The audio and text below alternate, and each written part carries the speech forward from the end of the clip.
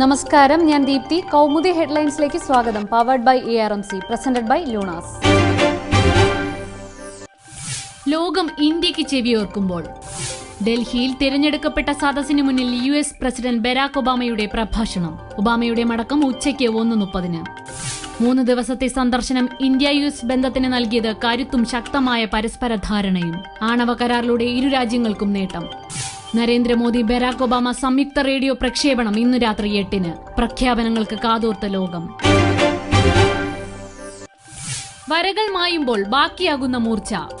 വരയുടെ കുലപതിക്ക് യാത്രാമൊഴി.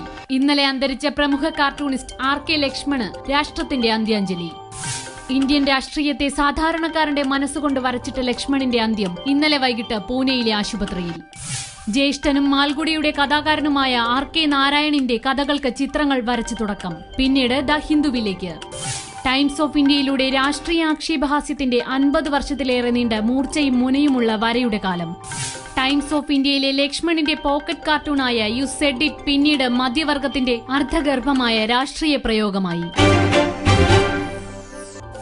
ഹർത്താൽ പൂർണ്ണം. രാജി എന്താകുമെന്ന് കണ്ടറിയണം. ബാർക്കോഴയിൽ ധനമന്ത്രി KM മാണിയുടെ രാജി ആവശ്യവുമായി സംസ്ഥാനത്ത് BJP ഹർത്താൽ. പൂർണ്ണം സമാധാനപരം.